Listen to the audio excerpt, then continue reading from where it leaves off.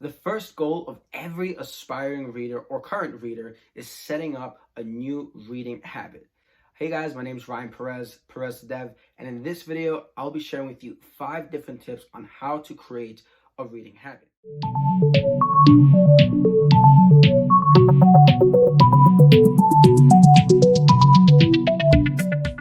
Taking a look at tip number 1, you want to pick up 2 books that really interest you. You want to start choosing books that are really relevant and engaging to you as an individual personally.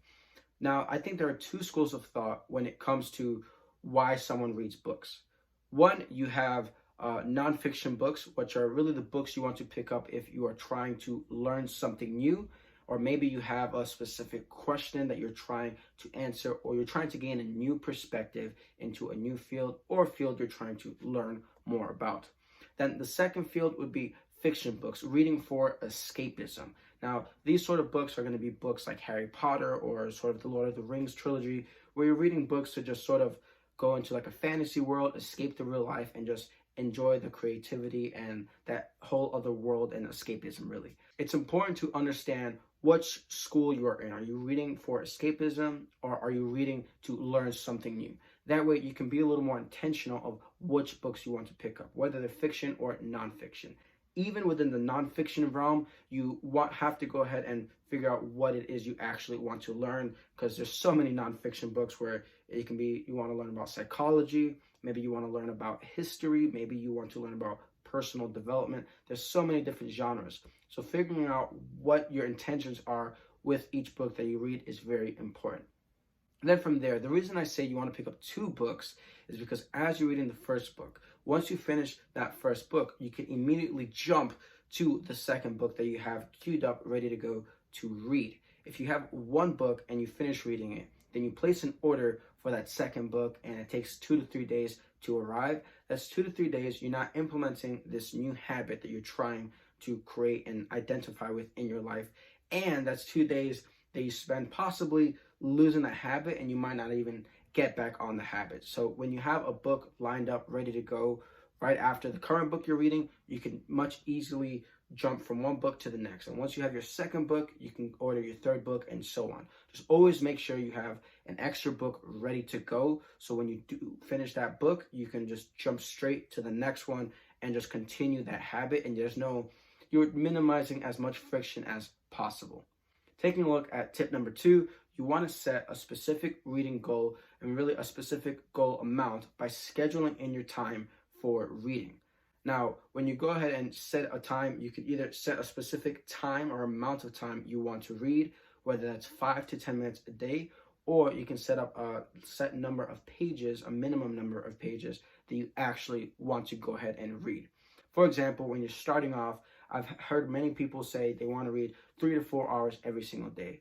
But when you're starting off, why not go ahead and try and read for about 10 minutes? See how that works for you. Maybe even 5 minutes if you have to. From there, you can also take a look at, you only want to read for about 2 pages a day. Maybe that takes you 5 to 10 minutes. Maybe you want to read more. But figure out what your goal is. That way you hold yourself much more accountable to the goals you actually want to achieve. And you have a sort of goal to hit. You can use it as motivation for the day. Hey, I'm still 1 page short. I'm still 2 minutes short of my goal for the day of reading. So, it can sort of hold you accountable to that. Now, when you also go ahead and set up these goals, this schedule of reading, you want to try and minimize distractions, which actually leads to our third tip. You want to go ahead and anticipate any distractions to really set you up for success. Now, what do I mean by this, by anticipating any distractions? Really try to take some time to think, what is it that really captures most of your attention? I know from experience, for me, it's mostly my phone, it's neighbors, it's family, music, different things like that. So figure out what those distractions are for you and try and minimize them as much as possible. I know a phone can be a common distraction for most people, especially when you're trying to read a book and you're trying to get that peace of mind, that quiet environment, and all you hear is buzz and ring, everything from your phone and your family.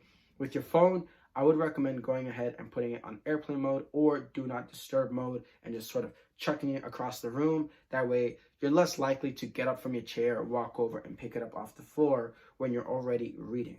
Now, something else you can also do is go ahead and just turn your phone off completely. That might help.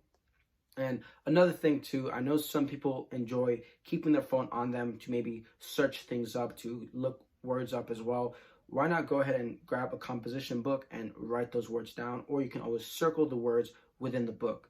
And another thing too, if there are internal distractions that you have in your mind, like, oh, these different chores I have to go do, or the tasks that I have left for the rest of the day that are really blocking you from reading and focusing in on your book, that's also where the composition book also comes in handy. I'm trying to see if I have one here, but a composition book would also be in handy because you can write down any of those big tasks that are on your mind that are taking up space and just acknowledge that you have them and just write them up right there in your composition book, acknowledging what it is that's up there, and then you can get back to it at a later time once you finish your actual reading.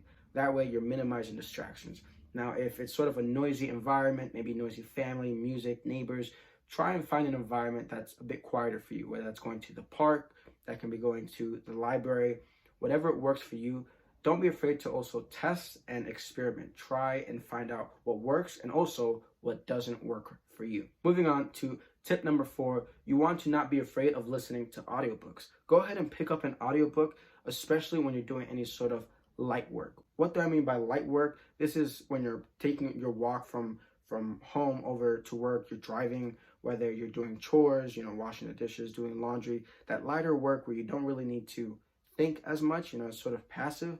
Plug in some earbuds and go ahead and listen to an audiobook.